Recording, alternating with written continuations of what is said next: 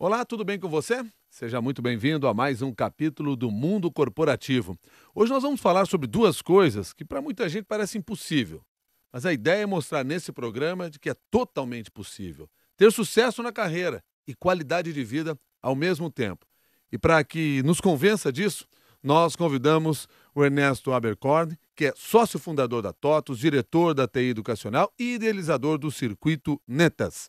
Ernesto, desde já, muito obrigado pela sua gentileza de estar aqui conosco no Mundo Corporativo. Bom dia. Bom dia, Milton. Bom dia aos seus Você não vai me ouvintes. negar, né? Não, É totalmente possível ter sucesso na carreira e com qualidade de vida. eu diria até que é mais fácil, porque a qualidade de vida, ela também depende de um trabalho, e o trabalho leva ao sucesso. Então é tudo consequência.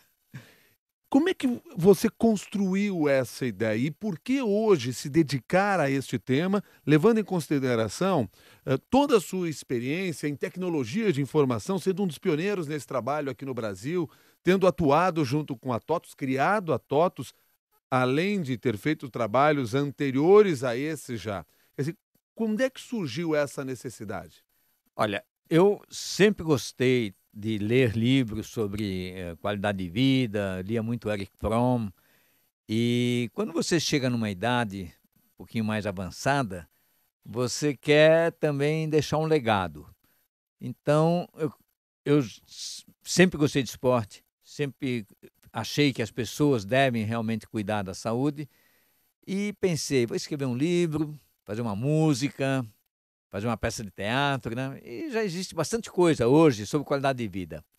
Então começou, na verdade, quando eu falei assim, não, eu vou fazer uma coisa bem rápida e curta. E criei 10 princípios de qualidade de vida. E 10 princípios bem focados na atualidade, né?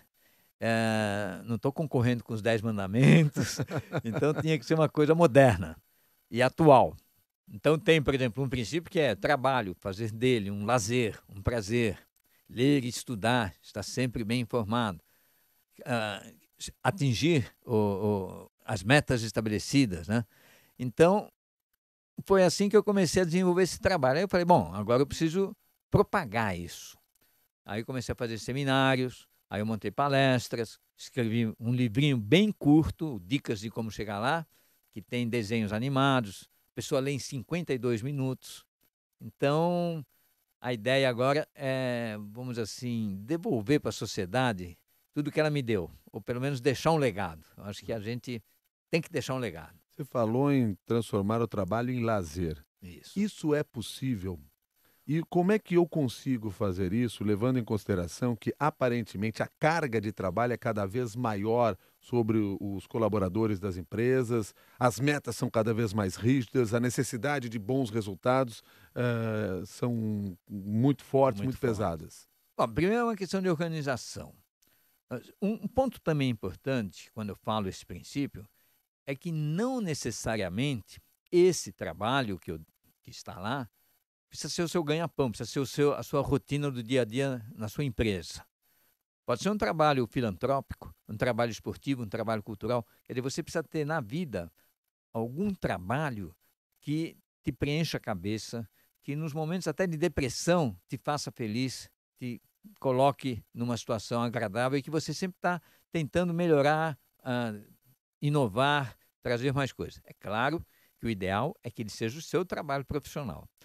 Quanto a essa questão de estresse, e hoje se fala muito, não, você está trabalhando demais, não pode, fica mais, descansa mais. Eu sempre falo o seguinte: as pessoas que dão mais atenção à esposa e aos filhos são exatamente aqueles que mais trabalham, né? Porque são pessoas que estão sempre alegres e tal, e arrumam tempo livre, né? Porque essa questão de você. O camarada que é afobado, vive estressado, normalmente ele não é tão eficiente assim.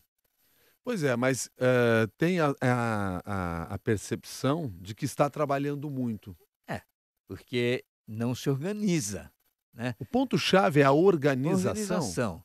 Porque tempo tem de sobra, né? Se você for fazer uma análise de como cada um de nós gasta o seu tempo, a gente vai ver que, nossa, mas nesse momento eu não estava fazendo nada e podia estar fazendo aquele trabalho que estava estressado. Ter uma agenda, quer dizer, que está permanentemente sendo olhada, porque o que estressa é você estar atrasado para uma reunião ou para chegar num lugar, ou você deixou de cumprir um negócio que foi pedido para hoje, quer dizer, cumprir prazos de entrega. Isso é que te deixa estressado. Ou então, está com a situação financeira delicada. Por quê? Porque gastou mais do que tem. Então, a pessoa organizada, ela vai só gastar o que tem, não vai passar por esse estresse, vai agendar suas atividades de acordo com o tempo disponível, com o tempo previsto. Tem um caso interessante que aconteceu na Microsiga uma vez, que estava sempre tudo atrasado, né? O cliente pedia os projetos e a gente não conseguia cumprir os prazos. Aí nós contratamos um gestor para resolver esse problema. Passou 3, 4 meses, o nível de reclamações caiu tremendamente. E a gente nem aumentou o número de funcionários. Aí eu cheguei para ele perguntando, nossa, como é que você consegue? Olha, eu tentei durante anos resolver esse problema de reclamação de cliente pelo prazo de entrega e tal, nunca consegui. Até tem uma piadinha que eu falava, mas assim, pô, você quer no prazo certo? E quando eu entregava no prazo, eu não entregava certo. Sabe o que ele me respondeu? Foi simples. Falei, como é que você fez? Eu aumentei os prazos. Ampliou os prazos. Opa, ele já prometia, já resolveu o problema. Resolveu o problema. Então, essa questão, eu não admito que a pessoa chegue para mim e fale assim, estou estressado. Não admito. Não tem motivo. Se você está estressado é porque você está errando e não é em benefício da empresa. E aí, então, começa a ter uma relação, a ideia da organização do nosso dia a dia com o seu trabalho com tecnologia de informação. Exatamente. Ou Que ela seja, pode te ajudar muito. Aí começa a ter essa relação mais próxima, fica mais fácil de entender. Porque às vezes a gente pensa que o homem que mexe com tecnologia, mexe com software, está ligado no computador, não é um ser humano. E tem tom do ser humano por trás disso, como você está deixando claro para a gente. Não, o técnico, eu sou programador, que eu boto a mão na massa mesmo, né? E a programação nos ensina a ser lógicos, né? Até tem uma historinha que tem da minha mulher, que minha mulher uma vez me falou assim, Benzinho, vai no supermercado e me traga 1 litro de leite. E quando eu estava saindo, ela gritou, se tiver ovos, traga 6. E aí eu sempre pergunto para a plateia, cheguei no supermercado, tinha de tudo lá, o que vocês teriam trazido? E a maior parte responde, 1 litro de leite e 6 ovos. 6 ovos. Eu não, eu trouxe 6 litros de leite. Porque ela pediu 1 litro de leite, se tiver ovos, traga 6. O que ela tinha pedido? Como tinha ovos lá, você trouxe 6 litros de leite. Então, é outra lógica. Exatamente. Então, quando você tem essa lógica, você primeiro vê que tudo tem uma causa, um efeito, e aí você consegue organizar a sua vida exatamente como se organiza um programa de computador, né? Com sequência, cada tarefa sendo feita de uma vez. Hoje eu estou dando um curso, inclusive, onde eu mostro também como a tecnologia da informação pode ajudar exatamente no nosso dia a dia, na nossa empresa, né? Porque hoje, comparando com 30 anos atrás, a gente tem muitas facilidades, né? Você pode estar até onipresente, né? Estar em vários lugares simultaneamente, através da comunicação e tudo. Então, a tecnologia te ajuda. E vamos, então, utilizar isso. Hoje você tem esses recursos. Ernesto Amercorn, vamos pegar um pouquinho mais da sua carreira, porque você citou agora a Microsiga, mas antes da Microsiga, você criou a SIGA. A SIGA foi criada entre 69 e 70, 1969 e 1970. Qual era a ideia da SIGA? O que a SIGA já fazia naquela época?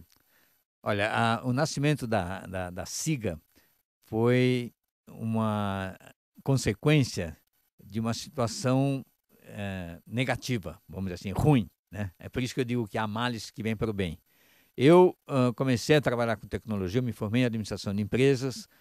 Aí, logo que eu me formei, eu fiz um curso de programação, me apaixonei e vi que exatamente a programação poderia me ajudar a automatizar todo esse processo de administração. E aí eu trabalhei em grandes empresas. Trabalhei na Bull, trabalhei na ESC, que é a Siemens, e sempre com aquele sonho de montar um negócio próprio, de ser empreendedor. Eu tinha um amigo que já tinha uma empresa, mas cadê a coragem? né? Não é fácil você sair de um emprego fixo para montar um negócio próprio. E aí eu sempre digo, não adianta se montar se você não tiver um produto bom, se você não tiver pelo menos um mínimo de recurso para começar. E a Siemens, ela vendia computadores que concorriam com os computadores da IBM. E um belo dia, de um dia para o outro, sem aviso prévio, sem nada, a Siemens encerrou esse segmento, que era um segmento pequeno dentro da Siemens, de atividade. E aqui no Brasil, a filial também encerrou as atividades.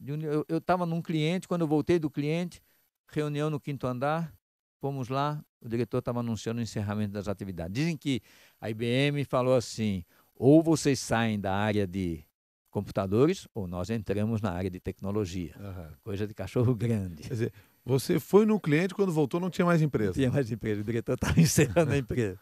Mas, como toda grande empresa, bem indenizados todos, tal. Hoje ainda encontro muito ex-colega. E aí, eu já estava desenvolvendo um sistema. Na Siemens, o meu trabalho foi esse. E aí, eu falei, bom, pedi autorização, não pirateei, porque era um produto que eu tinha desenvolvido na Siemens, e comecei a oferecer para amigos, né? Eu tinha um cunhado, né? Cunhado, às vezes, até que serve para alguma coisa. Esse aí, ele foi meu primeiro cliente. Ele deu o pontapé inicial na empresa. E quando eu falei para ele que eu ia informatizar a empresa dele, ele não entendeu absolutamente nada, porque naquela época só tinha aqueles computadores grandes em bancos e grandes empresas. Mas aí eu comecei a informatizar a empresa dele, fazendo em regime de block time, quer dizer que eu tinha que sair correndo de lugar para rodar o serviço nos computadores que eu blocava. Isso foi uns 3, 4 anos.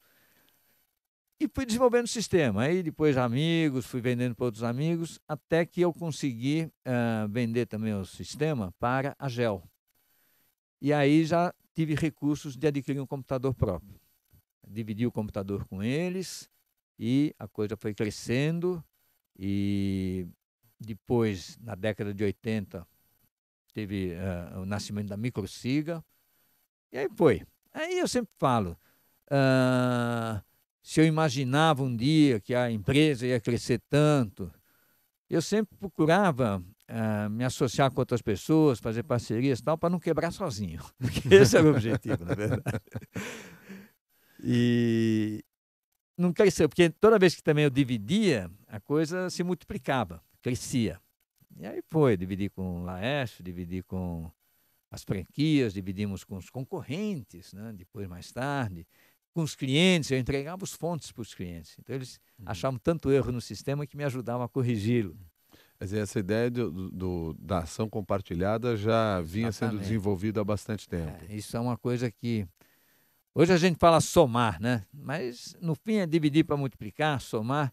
É exatamente esse espírito de você não querer ser sozinho. Por exemplo, a Microsiga teve, né, no passado, muitas franquias em que só havia um sócio técnico. E normalmente tinha um vendedor. E eu sempre falava, olha, procure colocar o seu vendedor também como sócio, para compartilhar com ele a empresa, porque tem que ter os dois. Tem que ter, em cada empresa tem que ter várias formas, vários tipos de personalidades. E aí o compartilhamento sempre... Nas empresas pelas quais você passou, isso sempre aconteceu? Foi sempre uma regra que a gente adotou. Só para ter uma ideia, hoje a TOTUS, né, agora principalmente, ela já é um conjunto de 55 empresas. Entre empresas onde ela investe, empresas que ela incorporou. Bom, seja na Siga, seja na Microsiga, seja na TOTUS, por trás igual de na tudo TI isso está educacional. a automatização de processos. Isso Exato. sempre foi necessário. Mas eu imagino que hoje era mais fácil falar sobre esse assunto do que era naquela época. Na época, quando eu conseguia chegar, às vezes, de manhã numa empresa, pegar as planilhas de uma folha de pagamento de 1.000 funcionários, que eu levava para perfurar os cartões, e à noite eu rodava a folha, no dia seguinte, eu levava a folha com vários relatórios impressos, as pessoas falavam, nossa, como é que você conseguiu, né? Porque eles estavam acostumados a fazer a folha na mão. E aí eu falava assim, nós estamos numa nova era, é a era do processamento de dados. Assim como hoje se fala que nós estamos numa nova era da microinformática, do smartphone. Está certo que a evolução foi muito rápida. Se você for considerar o que aconteceu nos últimos 50 anos, foi muito rápido. Mas é tudo muito semelhante. A cada momento, eu acho que da civilização, houve essas revoluções que as pessoas falam, nossa, agora está mudando tudo de uma forma muito rápida. Mas é um processo que a gente tem que se adequar. Hoje, o que é um grande desafio nessa área? Nessa área hoje é o desafio da comunicação, né? Quer dizer, de as pessoas estarem ligadas, conectadas e tudo ser muito imediato. Então, se acontece um fato, esse fato ele tem uma consequência imediata, né? Tem aquela historinha que diziam que antigamente, né? Quer dizer, eu participei disso, quando John Lennon morreu, eu fiquei sabendo no dia seguinte através do jornal. Ou depois, na época da televisão, você ouvia, olha, há 2 horas, John Lennon foi assassinado. Hoje, pelo Twitter, o camarada falaria, nossa, eu estou vendo o cara que vai matar o John Lennon. Ele antecipa a notícia. Ele se antecipa a notícia. E você precisa se adequar a isso. Mas por isso também que, quando se fala agora em qualidade de vida, dá para você conviver com toda essa modernidade e viver bem, e descansar, e viver com sua esposa, e se divertir, ter lazer. O Marcelo Biscola deixou como recado para nós, lá na nossa página no LinkedIn, a seguinte questão. Vocês têm algum modelo voltado para a instituição de ensino onde precisamos ficar mais atentos com os jovens para eles terem qualidade de vida e sucesso profissional? Parece que a preocupação do Marcelo é preparar os jovens para pensar e agir dessa maneira e ter esses benefícios. Então, hoje, os jovens, eles estão passando aí por um processo de educação que aí sim a tecnologia está influindo muito, porque eu cheguei para o meu filho e falei, vai estudar, amanhã tem a prova de geografia. E ele me responde, para que estudar? Se eu precisar saber qual é a capital do país, qual é o rio que passa não sei aonde, eu vejo no Google. Então vai estudar matemática. Para quê? Se precisar fazer uma conta, eu vou no Excel. E uma outra coisa também é toda essa questão do ensino à distância, que hoje o professor tem que tomar cuidado para ele não competir exatamente com vídeos, com essas tecnologias. Então, ele não pode dar uma aula que ele chega lá e começa a falar, não dá chance nem para o aluno perguntar muito, termina a aula, ele vai embora, porque isso o aluno pode ver num vídeo. Ele pode entrar, hoje com o webinar, você tem um monte de matérias que são faladas, né? O Khan fez todo um curso de ensino fundamental. Então, no ensino, o professor precisa hoje realmente fazer com que o aluno participe mais, com muitas dinâmicas, uma aula muito colaborativa, dá muito exercício. Eu, quando dou aula agora, eu só me preocupo nos exercícios. Eu falo um pouquinho, às vezes eu peço até para eles assistirem um vídeo e falo, agora vamos fazer o exercício, vamos trabalhando junto.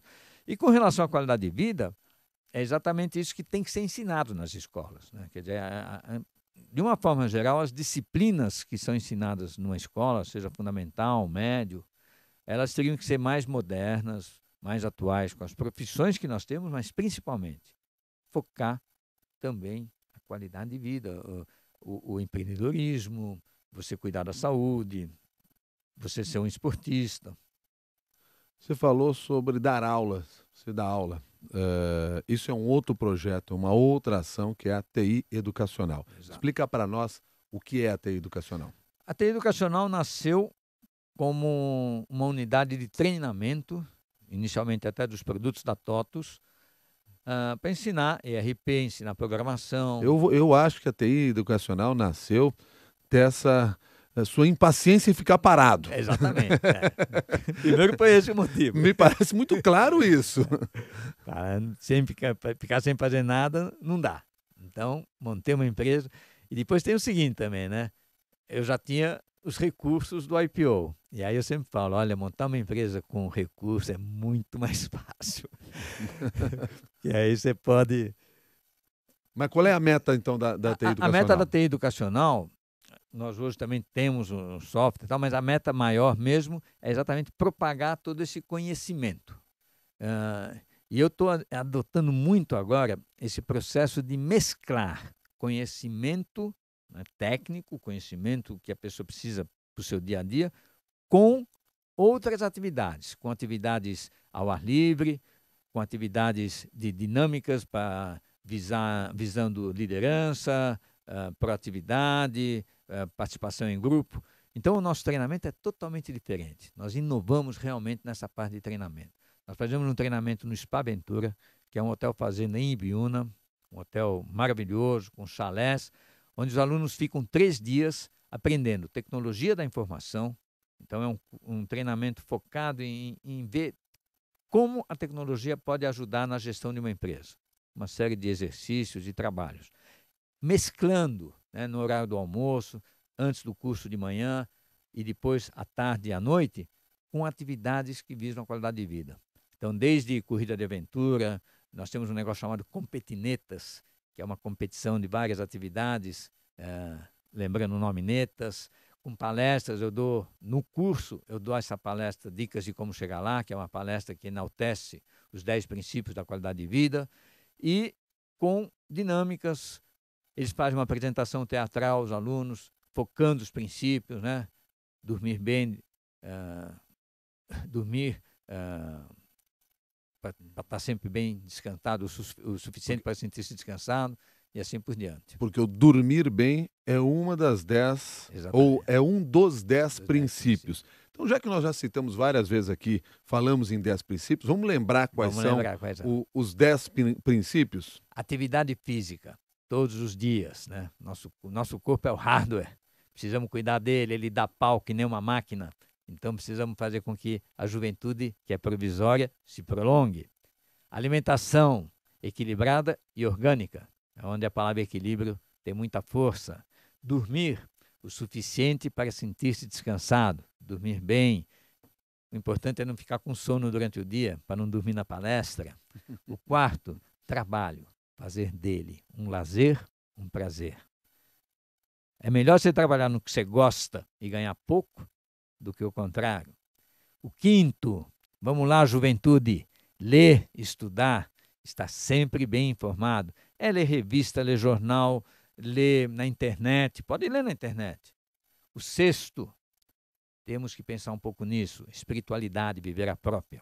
Quer dizer, tem muito ateu que é mais beato do que muito católico por aí. Então tem que ter aquele momento de reflexão. O sétimo princípio, amar a família, os amigos. É a maior felicidade, né, que você tem na vida é amar. Não quando você é rejeitado, porque aí é uma tragédia. Né? O oitavo é o único princípio assim que é meio negativo, mas ele é a antítese do sétimo. E eu sempre penso nele quando eu sou mal atendido. Inimigos, jamais tê-los. Né? Não vamos brigar com ninguém. A briga, é melhor você pôr um fim no terror do que um terror sem fim. Acaba logo, vamos conciliar. O nono, ele é o princípio que resume a atitude da pessoa, né? Agir com ousadia, calma e persistência. Então são 3 palavrinhas. Eu poderia somar mais 10 aí, mas essas 3 já está bom. E o 10º é cumprir as metas estabelecidas. É o princípio do chefinho, né? Agora, estabeleça você as suas metas. A vida sem metas é super monótona. Você fica sem ter o que fazer quando você acorda de manhã, pô. Agora, é possível se crescer na carreira, se fazer sucesso sem criar inimigos? Eu posso falar em adversários, concorrentes, competidores, né? O corintiano vai no estádio e vê o palmeirense como inimigo? Não pode. É adversário. A coisa mais bonita que eu vejo, às vezes, é quando 2 adversários num jogo... Eu fui presidente da ACESPRO, que é a Associação das Empresas de Informática, de TI.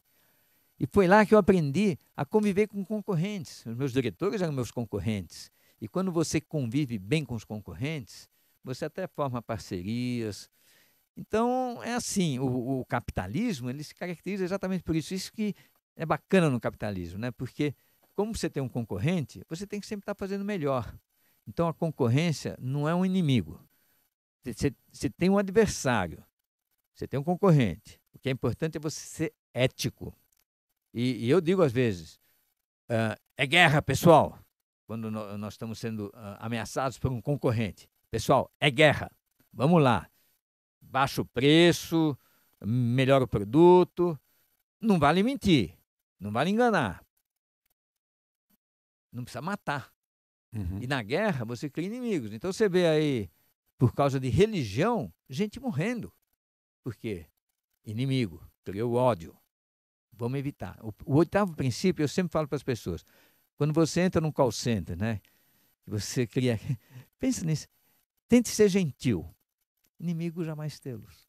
Tá certo. Bom, só deixa eu registrar aqui algumas participações dos nossos ouvintes pelo Twitter. Uma delas é do Beto Doriguelo. Ele apenas registra que assistiu já a uma palestra do Ernesto na faculdade, quer dizer, já passou aí por por esses 10 princípios. O Beto só não nos explicou se ele está seguindo os 10 princípios, mas enfim. O Biratã Marques, ele já conta um outro caso que ele teve com 2 empresas nessa área. E fez uma transferência de uma empresa para outra, que aí não funcionou por causa da tropicalização, isso se referindo à área de processamento de dados, aos serviços, e ele até cita aqui, foram 16 milhões de dólares, foi o custo total, e pergunta, por que as empresas brasileiras compram sistemas caros e não adaptados ao Brasil? Porque, na verdade, assim, ele está se referindo aos grandes players que entraram no Brasil, principalmente em 95. E outro dia eu ouvi uma crítica tremenda à reserva de mercado, né? Porque isso emperrou o nosso desenvolvimento. Mas essas empresas estrangeiras têm bons produtos. Então, às vezes, eles se adequam melhor. É evidente que nós temos que privilegiar o produto brasileiro, principalmente o governo. O governo tem que priorizar as empresas brasileiras, porque isso vai dar emprego aqui no Brasil. O Brasil não pode ter só usuários, tem que ter desenvolvedores. E para isso as empresas precisam ser fortalecidas. E tendo mais clientes de empresas também brasileiras, porque antes também as grandes empresas pegavam os sistemas internacionais, porque esses sistemas existiam em todos os países. Hoje, a TOTVS, por exemplo, já tem filial em uma série de países no mundo. Então já é possível uma multinacional também ter um sistema, uma multinacional brasileira ter um sistema brasileiro. E o Brasil é muito forte em desenvolvimento, né? Nós temos aí o imposto de renda, os sistemas bancários. Deixa eu só fazer um parênteses para aquele outro que falou que assistiu minha palestra. Esse livro, Dicas de Como Chegar Lá, ele é um livro que eu dou de graça e nas palestras eu distribuo. Meu objetivo é distribuir 100 mil exemplares ou mais. Eu acho que ele vai fazer um bem para a juventude, para as pessoas. É o meu legado. Então, se alguém quiser o livro, ernesto@tieducacional.com.br, nós enviamos gratuitamente o livro pelo correio. Então agora eu vou ser obrigado a repetir esse e-mail, porque todo mundo vai querer. ernesto@tieducacional.com.br. E aí diz assim, Ernesto, manda o livro. Manda o endereço. E o endereço, O endereço claro. físico. Físico. Né? Porque outro dia um cara estava lá, perdido, aí chegaram lá, o guarda perguntou, qual é o seu endereço? Ele falou, ernesto@tieducacional.com.br. Não ia resolver. Dicas de como chegar lá. Agora, nós falamos aqui, usamos já essa expressão, e logo no início lhe apresentei, né, como idealizador do Circuito Netas. Vamos abrir esse Netas aí, esse acrônimo? O que é? Natureza? Natureza, esporte, trabalho, amor e saúde. Os 5 pilares de uma vida saudável e feliz. Isso é um circuito usado para treinamento corporativo? Exatamente. Nós temos o Circuito Netas como treinamento corporativo apenas com atividades comportamentais, sempre lá no Spaventura, ou pode ser também, se a pessoa tiver um lugar adequado, e o Circuito Netas mesclado com, por exemplo, o curso Gestão Empresarial com TI, que é o que eu estou lançando agora, dia 13 de maio. E é um treinamento com dinâmicas, atividades ao ar livre, mesclado com palestras, com treinamento de qualquer outra disciplina. A ideia é fazer do treinamento um conjunto completo de conhecimento. A pessoa vai lá aprender e se divertir e fazer networking. Depois de passar por esse olhar todo, ele consegue realmente aplicar isso no seu dia a dia de trabalho? Por que eu pergunto isso? O ambiente corporativo, ele é propício a isso hoje em dia? As empresas estão preocupadas com isso, oferecendo essa oportunidade? É isso que eu procuro, vamos dizer assim, colaborar para que se transforme em realidade. Lá na TOTVS eu consegui fazer, eu tenho um brinde, vários brindes, eu tenho os adesivos que estão dentro do livrinho, onde tem os 10 princípios. E todo mundo colocou isso em cima das mesas. É uma questão de adequação. Existem países, como os países asiáticos, por exemplo, que hoje a preocupação é o número de suicídios de pessoas em função do estresse que elas vivem nas empresas. Isso está acontecendo. Então, por outro lado, também não estou enaltecendo aqui o laissez-faire, quer dizer, o trabalho sem dedicação, a pessoa ser muito... sem se preocupar diretamente com o que está fazendo. Então, o que é preciso é esse equilíbrio. A palavra equilíbrio é muito importante aí. Vamos trabalhar, vamos cumprir metas, vamos ter uma vida saudável, vamos ter uma vida proativa, vamos melhorar o bem-estar nosso, né? Porque o trabalho gera riqueza, que por sua vez gera conforto, mas sem estresse. Vamos procurar fazer as coisas com calma, sem brigar. Agora, essa é uma adaptação que eu posso fazer individualmente ou eu dependo do meu grupo de trabalho e da minha empresa? A ideia, inclusive do Circuito Netas, é fazer um trabalho contínuo, ou por nós ou você mesmo. Então, na empresa, todos têm que, de alguma forma, ser treinados para que cheguem a essa conclusão. Então, os 10 princípios do Netas, tem muitas correntes hoje, muitas pessoas, o coaching, muitas filosofias, muitos treinamentos procurando fazer isso. O Circuito Netas é mais um. Eu acho que a humanidade está num momento em que ela tem todo o conforto, ela tem toda a tecnologia, ela tem toda a possibilidade.